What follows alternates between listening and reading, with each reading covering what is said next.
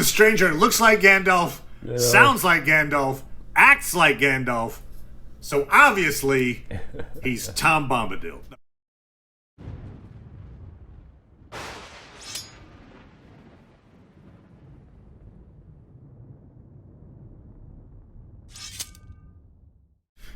Hey, Internet!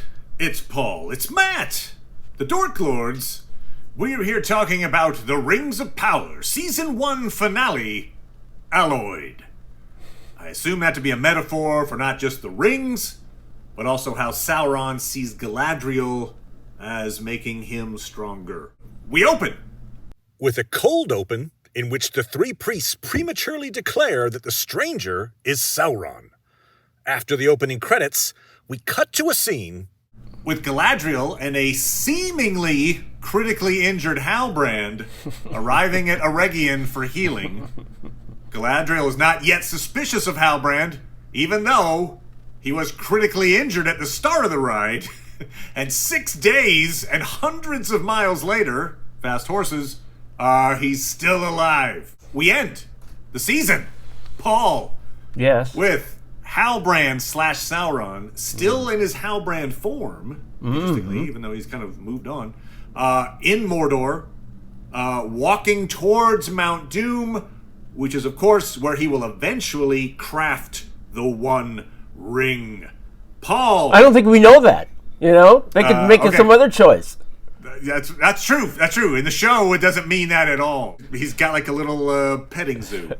Paul, what did you think of the season finale? It was fine. I was gonna try to come up with some clever answer or something about how I liked how much it followed Tolkien's, vision. But I'm disappointed. I guess I did like Halbrand as a character, and maybe they'll make me like him as a villain. But we're not going to get into backstory of him. I know that. I can't imagine they would want to. Villains can be interesting if they're nuanced and you can really get a sense of what they want to do. And you feel like, well, I can see why that person would want to do that. That maybe if under the right circumstances, I might agree. But most villains fall short of that, and I suspect this one ultimately will too. But I like the fact that the stranger, probably Gandalf, I like that he's now more sentient, he's right. He's more poetic now as he speaks. More verbose, for sure. Yeah. He's matured a lot intellectually. So I like that. They traveled. Yeah, he's widely traveled. Yeah, so I like that part. We'll see, but it was okay. It wasn't. I wasn't in love. I got you. Which is kind of, I would say, your thoughts of the season in as a whole, right? You were like, yeah, it's fine. It's just not necessarily your cup of tea. If I had to guess. Guess. If we weren't covering it, I probably would have watched it because it was so people were talking about it so much. Okay. All right. And I certainly watched, that's why I watched the movies, Lord of the Rings, because everybody was talking about it. And, I enjoyed them, even though I haven't watched them since. Well, kudos to you, Paul, because you killed Sadok. No, you didn't. But you did ask the question, which of the Harfoots is going to bite it? And I thought, no way, but damn it! They killed off Set. You were right. They're not that low to the ground, and he's taller than some of those other ones, so... I suppose Sadok and then Muriel's father, the king, Tar Palantir, were the heroes will fall from the trailer. Ah, there you go. Unless you count Halbrand as a fallen hero. No, I wouldn't call it that, no. We didn't see Arondir.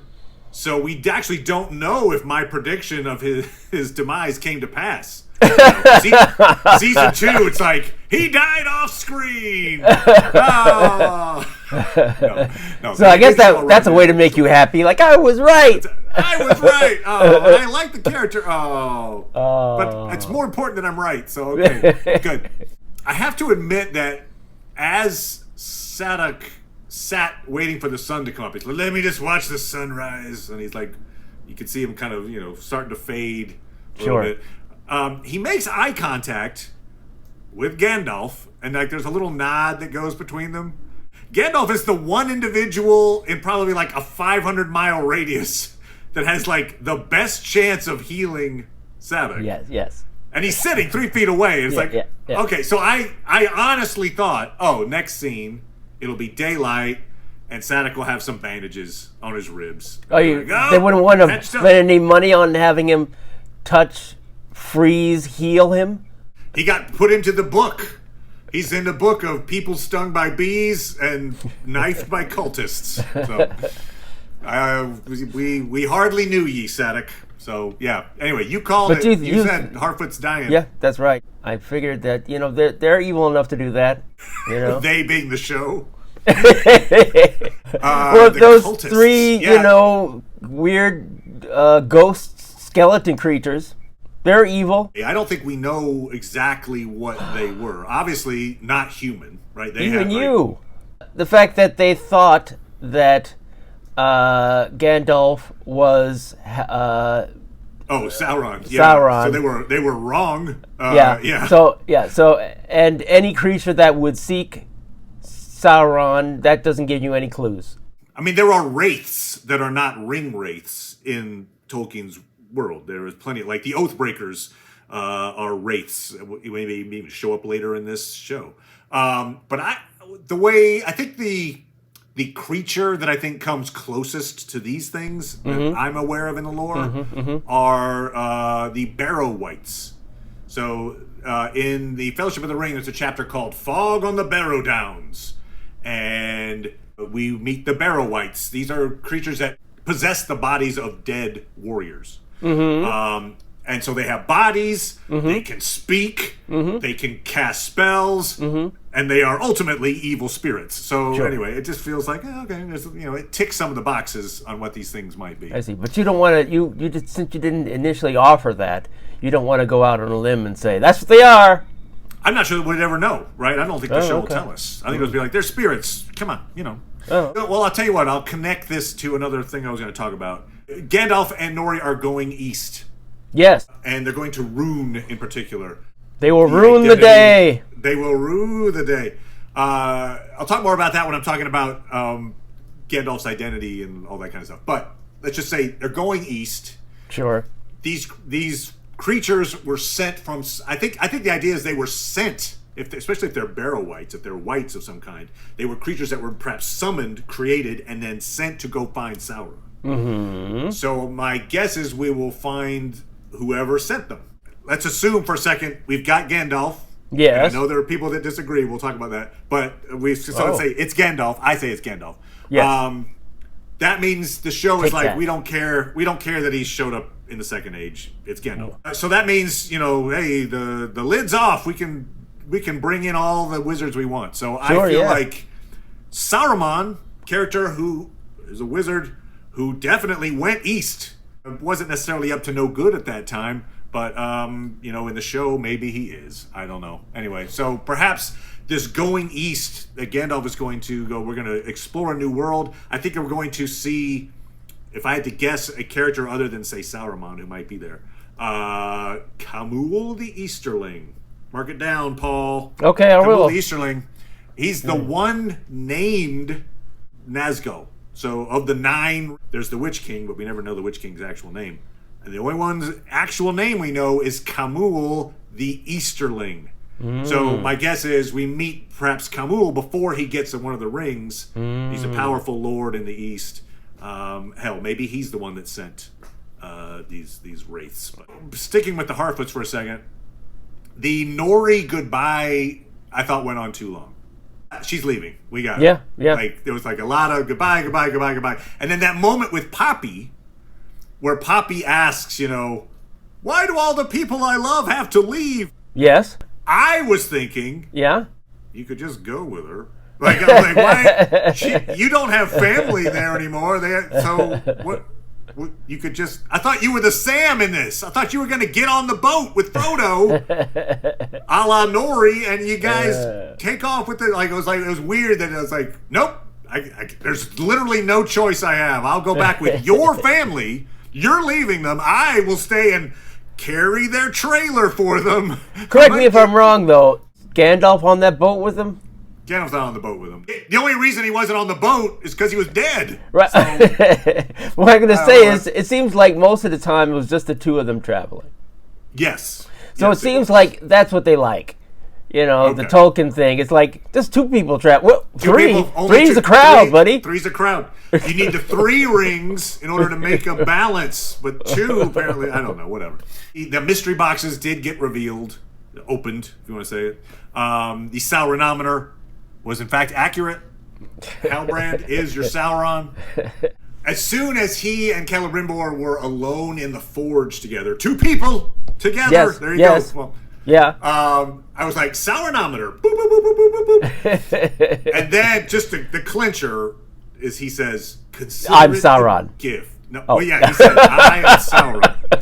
That clinches it. I am known by many names. I'm like, okay. But no, before that, back with Celebrimbor, when he says, consider it a gift. Throw in the highlighter at book fans. There you go. Because, just so you know, Paul, in the lore, Sauron disguises himself as Anatar, giver of gifts. Oh. So when he says consider it a gift, it's like, I don't think the show has the rights to the name Anatar. Well, so this was kind of like their nod to the source material. Like, see, he's Anatar-ish.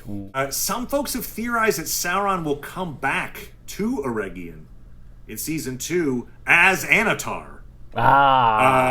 Even though they don't have the rights to it? Right, exactly. They just can't help themselves. Yeah.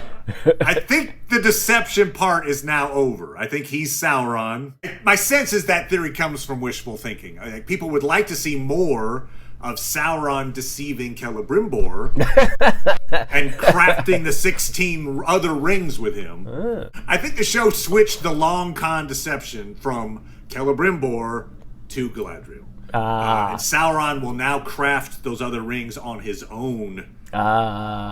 Which is not like the lore, but again, I'm not even, how many times do I have to say that?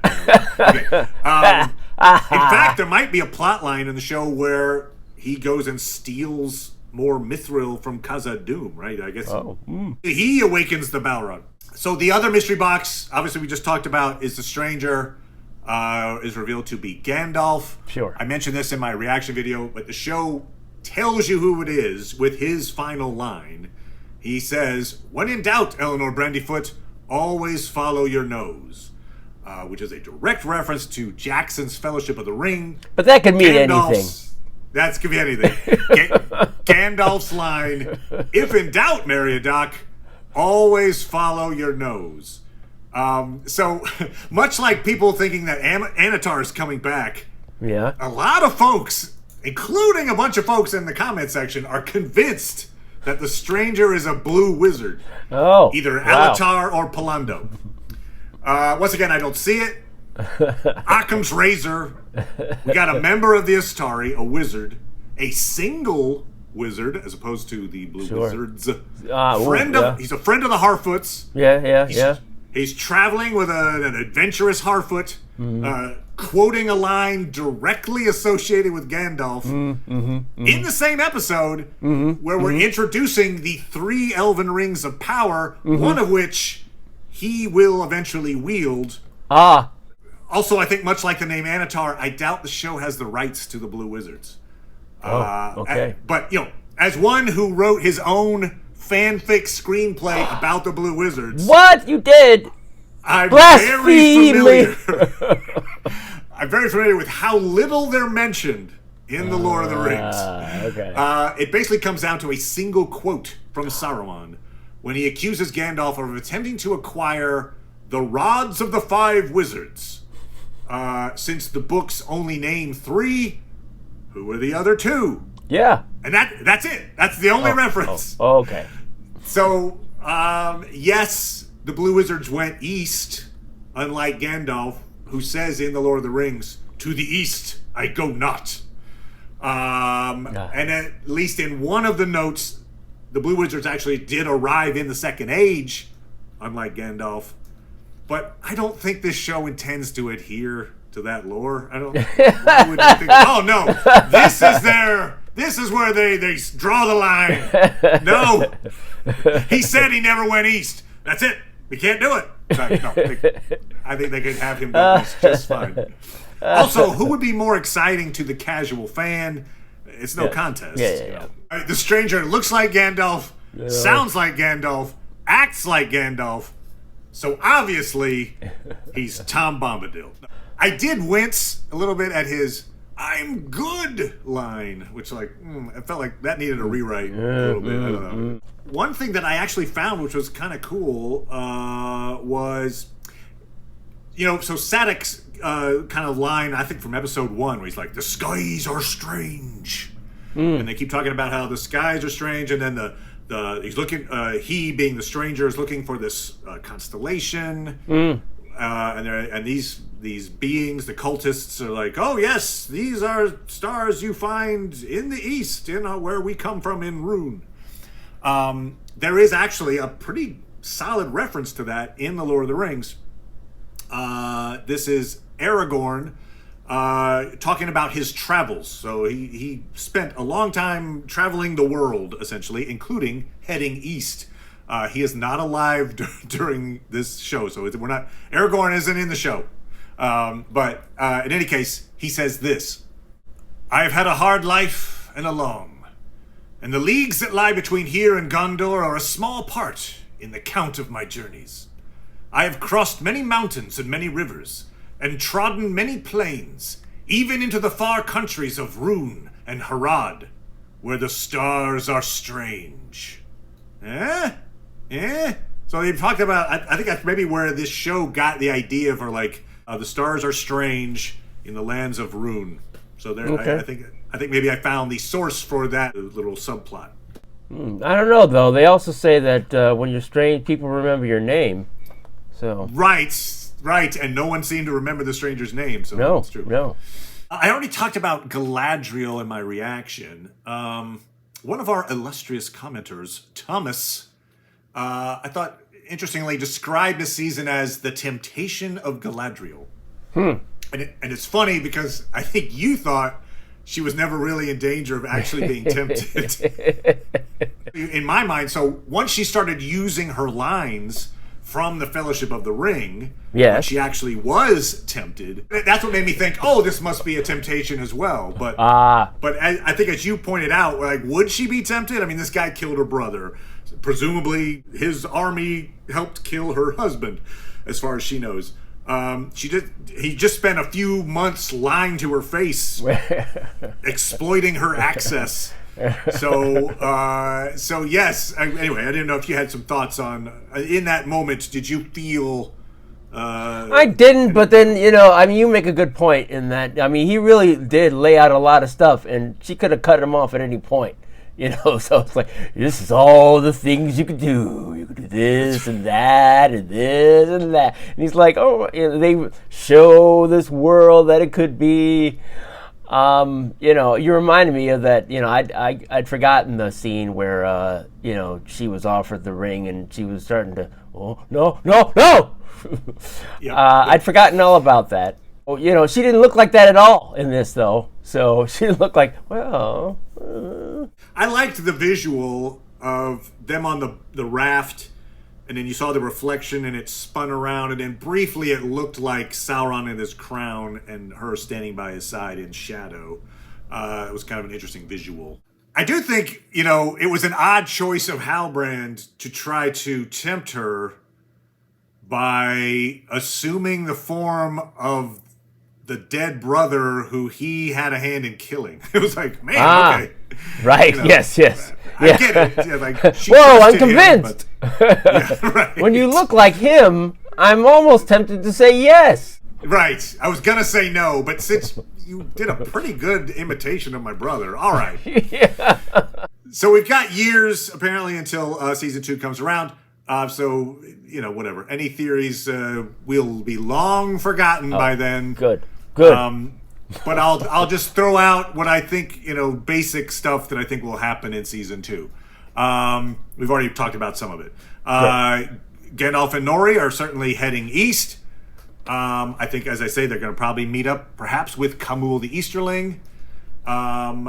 And if we get the Blue Wizards, we probably aren't getting the Blue Wizards, but I do think we might get, say, Sauron, who's in the East as well, and maybe they team up with him, and it's kind of we see the East through their eyes. We get to meet that culture.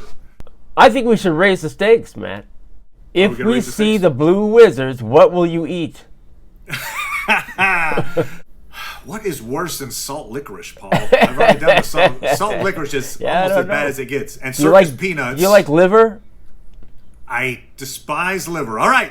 So man, I'll eat liver, some portion of liver. Okay. If indeed the Blue Wizards, even just one of them, a Blue Wizard. Wow, look at you like, hey, I'm so confident of winning that I'll make it easy for all of you. I love also, though, Paul, in this particular bet. Yes. Instills the confidence that we'll still be doing YouTube at that point. So, good on you, Paul. I like it. Okay. So, we'll stop doing YouTube, and then some people will be like knocking on your door with some liver. Exactly. Remember this? I've got this phone, and it has the last YouTube video you ever did, where you promised to eat liver. Here's a Blue Wizard. Do it!